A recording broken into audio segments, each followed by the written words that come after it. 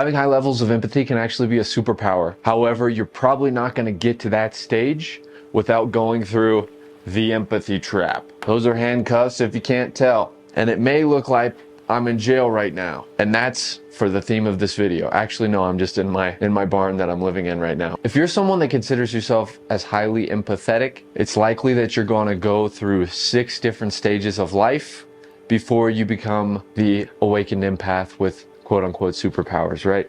So, in order to discuss this today, we're going to be going over the 6 stages. The first stage we're going to discuss is an empath in childhood. Right? So, as children, usually empaths or highly empathetic people, whatever you want to call yourself, it doesn't really matter to me. It's all labels. Generally speaking, growing up, they have a high level of empathy due to the circumstances going on around them when they're children. So, for example, for myself, I grew up in a situation where my sister is autistic, epileptic, and has seizures on a daily basis. She also has a disease called tuberous sclerosis, which makes tumors grow on all of her vital organs. Also, I should mention, she can't speak, she can't take herself to the bathroom, she can't really feed herself. So growing up, a lot of the time, I did what I could to be the good boy, be the good kid, not cause a burden to my parents, go along with things that maybe I didn't want to do, like going to her hospital appointments with many different doctors, going and staying in the hospital in the Ronald McDonald House in New York when they were cutting a plum-sized chunk out of her brain, which ended up they cut a plum-sized chunk out of the wrong side of her brain. And no, my parents didn't sue. They were just very, very heartbroken that this had happened. But basically that made my sister worse. Around that time, I was just, always looking out for her. I know my grandma always tells this story of when I was like 2 years old, Haley, my sister, went and ran. She was trying to get out into the street, like a road. And as a 2-year-old, I went and grabbed her and I was like, no, Haley, no, no. And then like turned her around and got her back out of the street. So it's just kind of funny, like growing up, I was always, tuning to my family members, tuning to my parents, seeing how I could help, seeing how I could be less of a burden so that they could take care of my sister, because she required a lot of energy and effort and attention. So that was good growing up. It made me a very sweet, kind, loving person. But I also never was allowed to stand up for myself, because as a child, I was told that if I had an opinion or if, I didn't agree with my parents, it was talking back. So that also programmed my mind to thinking that it wasn't okay for me to say my needs and to tell people what I wanted. So next stage in the empath trap is growing up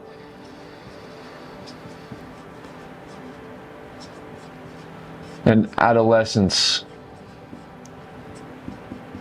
Oh dear. I cannot spell, so if that's wrong, I apologize. But I'm not a freaking PhD. I didn't even go to college. I'm out here in a barn looking like a hobo. So take it or leave it. It is what it is. Anyways, I can't spell. But we're going to talk about the second stage, which is growing up and adolescence. So I just talked about growing up, how that kind of caused issues.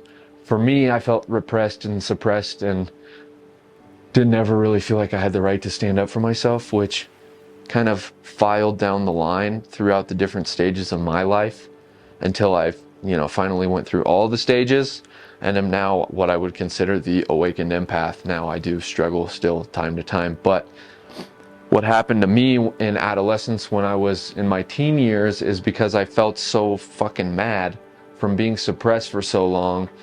As I started to act out, I got on drugs, started hanging out with people that did drugs, was aspiring to be a stoner, a skater. I was always afraid of skating because I never wanted to get hurt, but I would always want to be around these kind of like eccentric people that were doing stuff that was, not good and deemed by society as not good. And what I learned from that was that because of the suppression that I felt, the oppression that I felt as a child, it really caused me to act out. Now, a lot of the time as children, that's when we step into our patterns of empathy and putting others before ourselves, basically tuning to other people so that we can get love from them instead of giving love to ourselves. We don't know how to set boundaries. We don't know how to say no. We don't know how to stand up for ourselves, because as children, maybe we were told it wasn't all right for us to stand up for ourselves.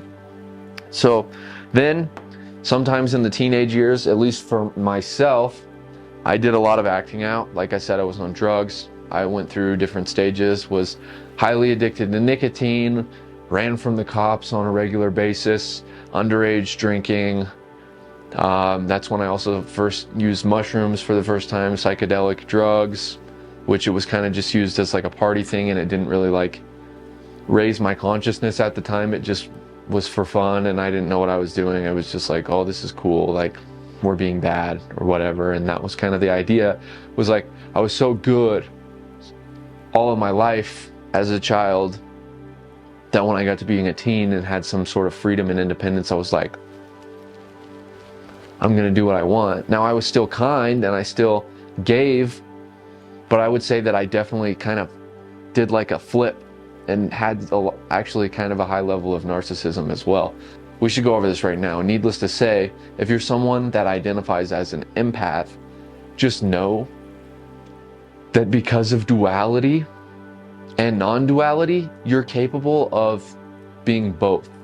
Now, the idea of duality is that there's good and bad, that there's dark and light, when in reality, dark is just the absence of light, right? So if you say like, oh, I'm an empath and I only give and I only love, well, there's certain situations in your life where I guarantee you have some levels of narcissism, and that's okay.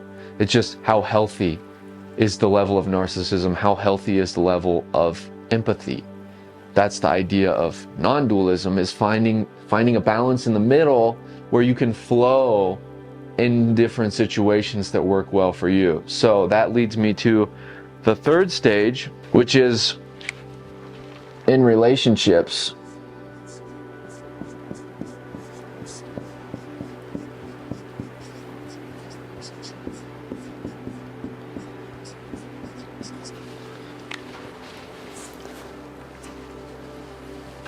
So I don't know about you, but in relationships, I become this little lover boy and this people pleaser and the nice guy. And that is a result of the childhood wounds coming back up. Because like I said, I shifted in adolescence to like kind of narcissism, just not caring about people or myself really is what it was. And then going into adult relationships, it was like, oh my God, I'm back to being a kid. This is so important to me. I want to perform. I want to do well. I want to make sure you stay in my life. I want to do everything I can to show you I'm enough. But even though I don't feel like I'm enough for myself, I'm going to do everything that I can to please you and make you happy so that you stay in my life and you stick around me because I don't feel worthy. So essentially in relationships, a lot of the time as empaths, what we do is we pander to other people. We say, oh, let me do whatever you need so that you'll just love me and stay around me. While this can be, super sweet and kind, and you look at it as being a good person or a nice person, it's not good for you because you're over delivering for other people because you have a hole inside of you that can't be filled or satiated by anyone else other than yourself, and you haven't realized that, so you're chasing relationship after relationship. So I'll get into this. For example, for me, after I graduated school, I went to Costa Rica for 3 months. I was doing, the gap year thing. I got really sick, ended up coming back, working for my family's company, working my way up the ranks. During that time, I had like a week off for Christmas. My dad gave everybody a week off for Christmas. I ended up meeting my girl that I had liked throughout school. We were like best friends. We hooked up in high school, but we ended up meeting again after I had become an adult and was working and had like, you know, a new truck that I was driving. I was planning on buying a house at the time, and like I did everything I could to try and impress this girl. And then COVID hit and we spent like every day together, and then this codependency came in and started forming. And it was like, oh my God, I want to spend every moment with you, every waking moment. I just want to make you happy because you make me so happy, and I want to do everything I can to, you know, just make your life beautiful and blissful. So I was like buying her, you know, we were going out to eat every night, like getting sushi, like spending hundreds of dollars a week on food and stuff for us to, you know, enjoy more. And I just gave and gave and gave, and she gave too. She's an empathetic person as well, but there was definitely some child wounds and some child issues in both of us that caused, you know, issues in our relationship. And then over time, it caused me to want to break up with her, but that wasn't before my family told me that, you know, they didn't like her and all this stuff. They didn't directly say they didn't like her, but it was like, okay, you know, questioning me and questioning my decisions, and then like feeling upset that I wasn't spending as much time with them because I was with this girl, and that was toxic as well. But because of all of this, I ended up going out and breaking up with this girl after like 2 years, after living together for a year in my house. And like after that, I was so lost for such a long time. It literally took like 2 years to get over that heartbreak, because it meant so much to me. And it was my first real love where I had like dedicated myself to somebody else, but it still had this like underlying pattern of you're not enough and you need to do things for others in order to be enough and to keep the relationship together, essentially. And so for about a year after I broke up with her, I stayed working for my dad's company, and then I met another dude through church that was a good friend of mine. We like quickly hit it off. He was like, he had done everything, like he knew everything. He was such a teacher, you know. He like wanted to tell me all about his life, and he, you know, did all this skydiving, and he like got with all these girls, and I was just really impressed by him because it seemed like he, you know, knew everything. And really he just had high levels of narcissism, always needed to be in control, always needed to, you know, be manipulative to get his way. And like he liked to practice jujitsu, and he would like use like tactics from jujitsu in relationship to like get ahead. And he would tell me he was doing this, you know what I mean? And like I thought it was all right because I looked up to the dude, you know. And we just got like super tight, super fast, spent a lot of time together. There goes again that codependency and the relationship of narcissism and empathy, like, you know, the kind of duality and how they go together. And basically what happened from there is this guy convinced me to like, you know, move overseas with him and sell all my stuff. And like, you know, at the time I was really mad with my parents because of breaking up with my ex. I didn't feel like I had a relationship with my dad outside of work anymore because he was my boss, and I was like running his company at that point, but he didn't respect me, and I didn't feel like he respected me, and I didn't respect him in return. And so it was like this really terrible dynamic of like, you're a great worker, you're like a top performer, but you're a bad son. And so it like caused like a rift in our relationship. So I was pissed at him, and I had my house, and I was like, you know what? Moving to the other side of the world sounds like a good idea right now. So I put my house on the market. I picked up all my things, and I sold all of them, and then left some stuff at my dad's house. Luckily, he let me leave it in his garage. And me and this dude that I met from youth group decided we were going to move to the other side of the world together. And yeah, we did. We moved to Bali. It only took about 3 months for our relationship to completely deteriorate because he didn't want to, you know, give in any way, and he was always taken, and I was like getting sick of that. And so I like confronted him about things he was doing, like treating women poorly. He wasn't treating women correctly, like had a thing with a girl in America and then was still seeing other girls. And so it was just really toxic, and I confronted him about it, and then we got in a big fight, and basically he stopped talking to me, told me he didn't want to be in the lease anymore, and wanted me to pay him for the rest of the lease, because in Indonesia you had to pay the whole year up front. And so we had already paid, and I was like, okay, have fun in America. I'll just stay here and figure out my life. And that's when I attracted my ex, who I ended up having a kid with. She was 36, same salesman attitude, same high levels of narcissism. Convinced me I wasn't a creative person, convinced me that I was a sack of shit, that I was a piece of shit. It got really, really bad. I didn't know how life could continue, to be honest. Like, it just didn't seem real. And then, you know, I bought land under her name because she convinced me to do business with her. And I was just giving and giving and giving because she made me feel so valuable and like I really mattered and gave my life purpose and all this stuff.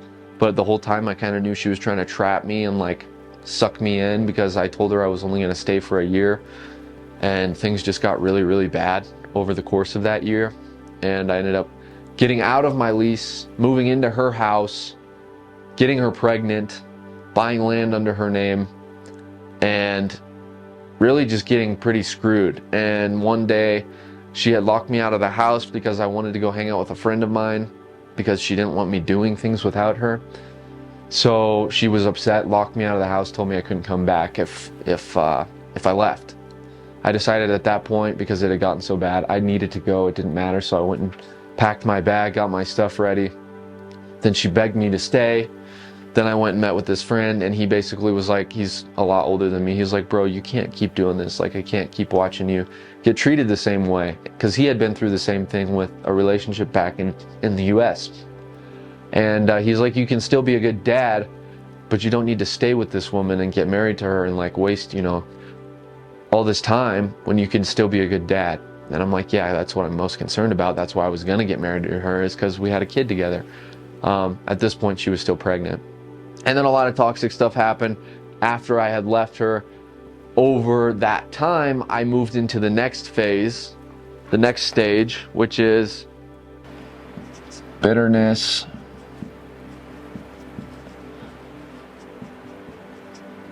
and victimhood.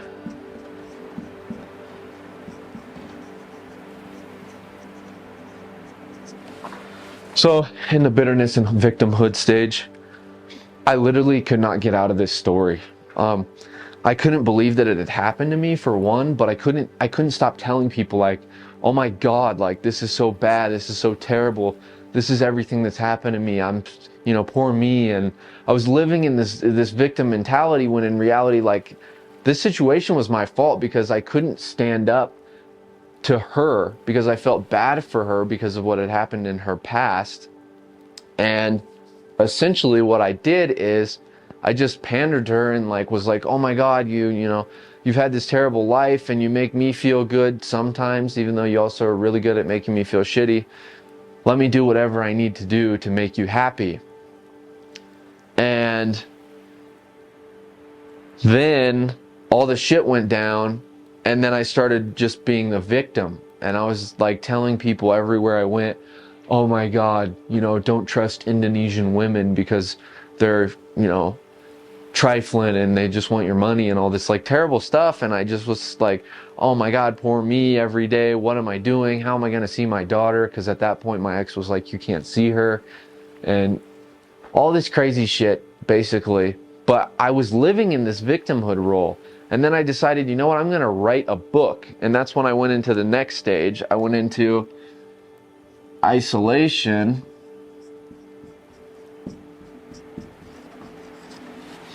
And I started realizing that even my friends there in Bali, I had like certain tendencies of codependency with them. And I was still attracting narcissists into my life. And I realized at that time, like, these patterns continue to repeat. And I keep doing the same thing. I keep attracting the same people in different bodies. And maybe there's something having to do with me that keeps, you know, allowing this to happen. And so then I stepped into isolation. I started writing a book about my story and my time in Bali and like this whole situation of like how I kept attracting narcissists, and, well, I should say people with high levels of narcissism, and people that were just willing to take advantage of me because I just kept giving and I kept waiting for them to treat me the way that I was treating them. And they were sweet at times, they were kind, they were good people, but also they were evil. I mean, they did a lot of manipulation and wanted control and were trying to get me to do things so that, you know, they could feel loved. And I understood that now that's when I came to the point where I realized, hey, you know, this keeps happening. This is clearly something I'm doing. Analyzed my patterns and realized, oh my God, I give as much as I possibly can, and these people continue to take. And why am I giving? Oh, I'm giving because I don't feel worthy. I'm giving because I don't love myself. I'm giving because I feel like I need to pander to other people because it reminds me of my childhood, and I need to, you know, not have an opinion, kiss their ass and do whatever they want because they understand better what I need in my life than I do, right? That's what I thought. And it was just a really toxic cycle. So I was like, you know what? I'm going to be by myself. I spent a lot of time alone. I reconnected with myself. I realized, like, with my ex, I was still pandering to her. And I just stopped doing that. And she completely cut me off after that and told me I'm not going to see my daughter ever again. And that was really tough. I tried to deal with that. I've tried to get in contact with her. I still email them both on a weekly basis, and try to communicate with them, but I don't get anything back from her. So anyways, that led me through the isolation, through this period of loneliness and I wouldn't even call it loneliness because I was happy being by myself. I really enjoyed spending time alone. I started connecting more with my artsy side. I started going and being more productive. I was writing a book. I was, you know, making videos on a daily basis. I felt like I was pursuing my purpose. And then that led me to becoming the awakened empath.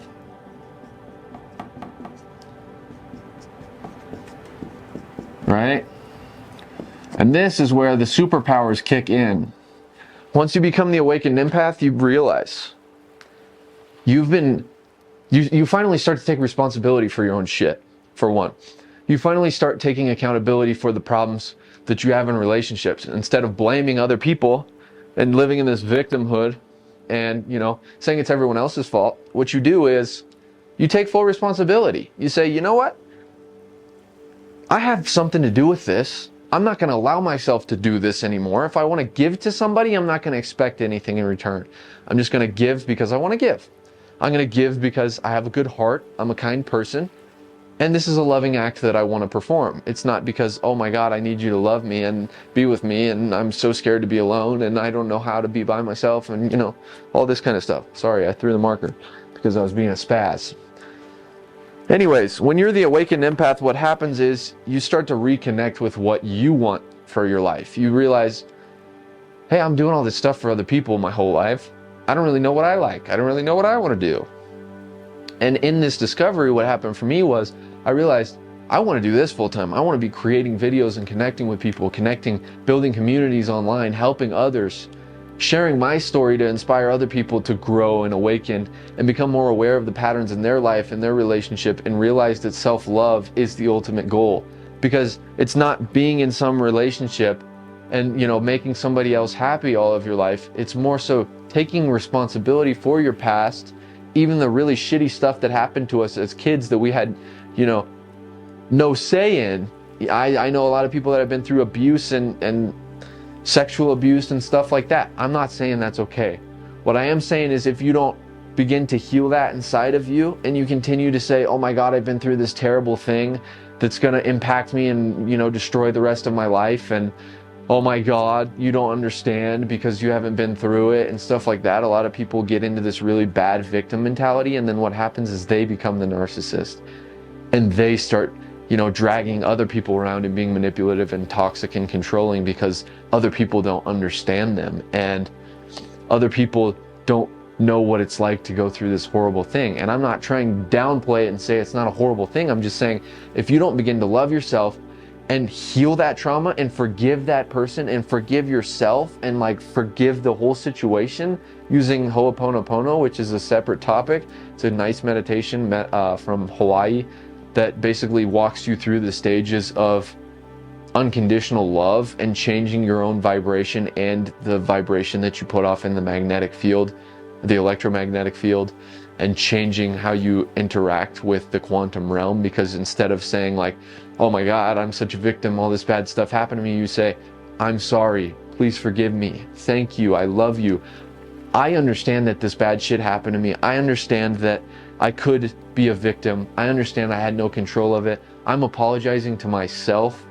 I'm apologizing for the unconsciousness of the person that did this terrible act to me. And now I'm stepping into being the awakened empath. I'm living out of love. I'm loving myself. I'm taking care of myself because nobody else is going to do it. And when you realize this, you stop searching for your soulmate. And that's when you find your soulmate, because you start to become your soulmate. You start to become the person that you're looking for.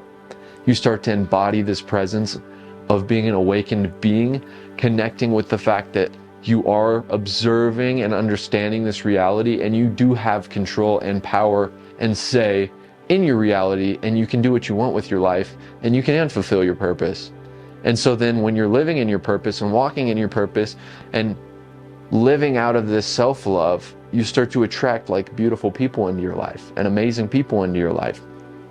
And that's where you'll find your soulmate and your lifelong partner.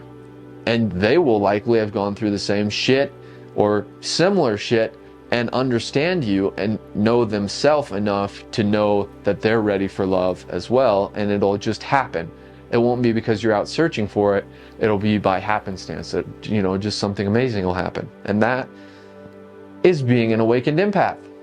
And I should also say, as for myself, when you become an awakened empath, you no longer worry about, I mean, it's not worrying. It's choosing yourself over the worry. So like, for example, I'm living here in my uncle's barn because I want to pursue doing this and building my online book community where I teach empaths to awaken through reading esoteric books, and we meet on a twice a week basis and do group calls and chat and get vulnerable and share our experiences with each other. And it's people at various levels of spirituality coming together and connecting and encouraging one another and like creating this soul tribe of people that want to do better and grow and help each other. And because I know now what I want to do, because I know that this is my purpose, and this will also allow me to be able to get back to Bali because I need online, steady, stable income so that I can travel and go and see my daughter and be involved in her life. I'm going to have to deal with my ex when I get there, but I've gotten to a point of self-love where it doesn't matter what she says, and I'm going to need to confront her so that I can see my daughter, but it's worth it. And building this strength and this courage by doing what I'm doing now and stepping out from what society's norm is and says is okay. Like my parents are like, oh, I don't like what you're doing. Oh, we don't agree with it. Oh, you should just go get a job and forget about your kid. I mean, that's not exactly what they say, but it's kind of what they're saying. And they're trying to tell me. And I'm like, I'm not going to forget about my kid. I'm going to continue to pursue what I'm passionate about so that I can live the lifestyle I want to live and go and take care of my daughter and be present and be a father and be in her life. Even if I have to fight for that, I don't care. So that's the goal, and that's why I'm going to continue making these videos. This is more of a long form video. I'm used to, I've been doing Instagram for a long time now, like almost a year, consistently posting, and it's had a lot of impact on a lot of lives, and I've grown a following. And this is just a more genuine way to connect so you can see who I am as a person and understand me and just get to know me better. And that's the idea of this, is to understand that like outside of the 30-second to the minute 30-second video you watch about me helping you become an awakened empath, you can hear my story and realize, man, this guy's been through some shit and he's actually spitting the truth and I can learn from him. You know what I mean? Or, you know, you can share it with somebody that can learn, or you've been through the same thing and you already know this and it's just a good reminder. Whatever it is, the idea is to connect on a genuine level and get to know me better, because in short form content, I can't really show my personality. I can't really show as much how I am, my charisma and my joy and my passion for what I'm doing. So that's why I created this. That's why I'm creating long form content. I hope you subscribe. I would love to see you in the next video, and click the like button as well so we can get this out for the algorithm, and comment what stage you think you're at in the empathy trap. If you're an awakened empath, you've escaped the trap and you now understand that, you know, you need to take care of yourself and then everything else will fall in line. You need to take better responsibility for your past trauma, and you've started meditating and working through that on a daily basis, getting your mind and your heart into coherence on a daily basis, checking in with yourself not getting stuck in the lower 3 chakras, like, you know, which are basically rooted in people pleasing, lack of creativity, hypersexuality, and then not understanding your purpose. And by connecting your heart and your brain through brain-heart coherence on a daily basis through meditation, you've become the awakened empath, and you're now embodying your superpowers, like I said. So if that's you, comment below. Let us know what stage you're at so that we can understand. I can talk to you. If you feel like you want to join my book club, it's literally $10 a month. I'm going to drop a link to that below as well. Jump on there, join. Would love to see you in the group, see you in the group chat, see you on the group calls, and get to know you better, understand your story, and hopefully help you grow, raise your level of consciousness as we raise the collective consciousness of the planet through what we're doing in the group with each other. So thank you so much for being here. God bless you. Click the subscribe button as well. Peace be with you. Alhamdulillah.